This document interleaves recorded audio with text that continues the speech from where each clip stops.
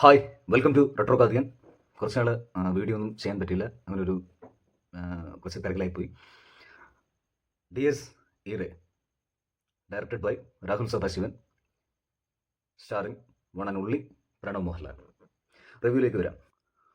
ഇതിൻ്റെ ഡയറക്ടർ രാഹുൽ സദാശിവൻ. അദ്ദേഹത്തിൻ്റെ ഇതിന് മുന്നേ ഇറങ്ങിയ 3 സിനിമകളും ഹൊറർ ഒരു പശ്ചാത്തലം അതിനുണ്ടായിരുന്നു. ഇപ്പോഴും ഈ സിനിമ ഇറങ്ങിയ ശേഷവും ഇപ്പോഴും സ്റ്റിൽ അദ്ദേഹത്തിൻ്റെ സിനിമകൾ ഫേവററ്റായിട്ട്, എനിക്ക് പേഴ്സണലി ഫേവററ്റ് ആയിട്ടുള്ള സിനിമ ഭൂതകാലം തന്നെയാണ്. അതിനപ്പുറത്തേക്കൊരു സിനിമ ഉണ്ടോ എന്ന് ചോദിച്ചു കഴിഞ്ഞാൽ ഇച്ചിരി ഇതായിട്ട് തന്നെ പറയേണ്ടി വരും. കാരണം ഇന്നിറങ്ങിയ ഡയസ് ഇറയും ഭൂതകാലത്തിനോട് അത്രത്തോളം പേടിപ്പിച്ചെന്ന് ചോദിച്ചു കഴിഞ്ഞാൽ അത്രത്തോളം ഒന്നുമില്ല. മീൻസ് ഇതിൻ്റെ ഒരു കൗണ്ടിലല്ലല്ലോ കാര്യം, സ്കെയർ ചെയ്യുന്ന കൗണ്ടിലല്ലോ കാര്യം. ഹൊറർ സിനിമ ആകുമ്പം അത്രത്തോളം, പ്രത്യേകിച്ച് ഇദ്ദേഹത്തിൻ്റെ സിനിമകളിൽ കുറച്ച് ഡിസ്റ്റർബിങ് അല്ലെങ്കിൽ ഹോണ്ടിങ് ആയിട്ടുള്ള രീതിയിലുള്ള കുറേ എലമെൻസുകൾ ഉണ്ടാവും. അത് ഭൂതകാലത്തിലും ഉണ്ടായിരുന്നു, പ്രമേയത്തിൽ ചില പോർഷൻസിലും ഉണ്ടായിരുന്നു.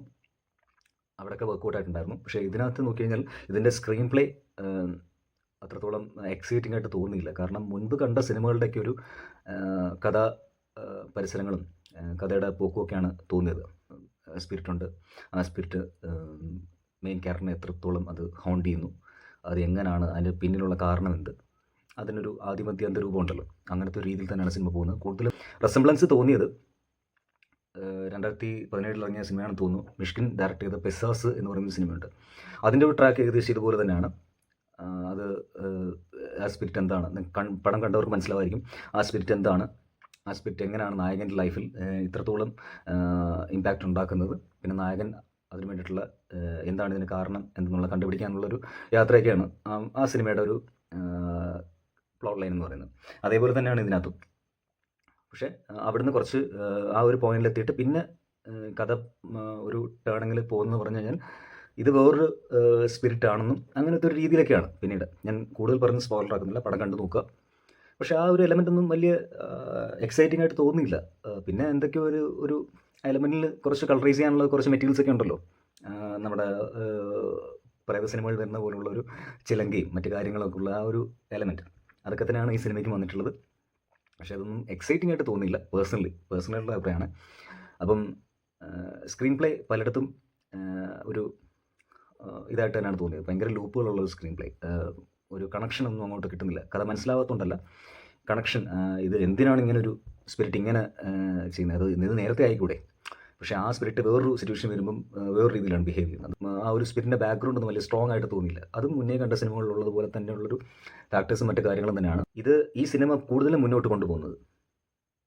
പ്രണവ് മോഹൻലാൽ അദ്ദേഹത്തിൻ്റെ ഒരു അഭിനയം അദ്ദേഹം ക്യാരി ചെയ്തു എന്ന് തന്നെ പറയാം. അദ്ദേഹം തന്നെയാണ് ഈ സിനിമയുടെ ഒരു പോക്ക് നല്ല കൃത്യമായിട്ട് കൊണ്ടുപോയത്. പിന്നെ കൂടെ വന്ന ആ കഥാപാത്രത്തിൻ്റെ പേര്, ആക്ടറിൻ്റെ പേര് എനിക്കറിയില്ല. അദ്ദേഹത്തിന് 2018 നോട്ട് ചെയ്തതാണ്. പിന്നെ വേറെ ചില സിനിമകളിലൊക്കെ ഉണ്ട് അദ്ദേഹം.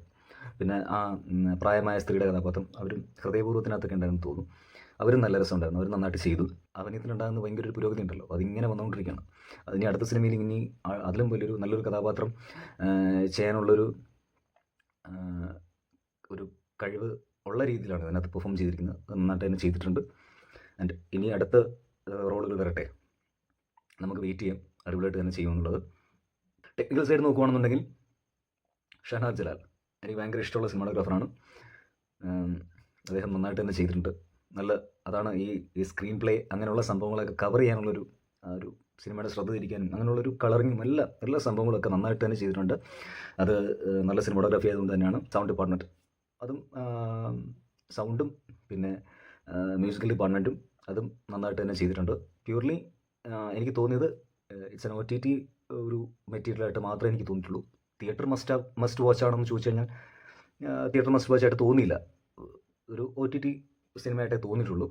അവിടെ ചിലത് പേടിപ്പിക്കാനോ അല്ലെങ്കിൽ അങ്ങനെ ഒരു സംഭവമായിട്ടേ തോന്നിയിട്ടുള്ളൂ. Overall dies irae just good എന്ന് മാത്രമേ പറയാനുള്ളൂ. Not exciting. Bye retro കാർഡിയൻ.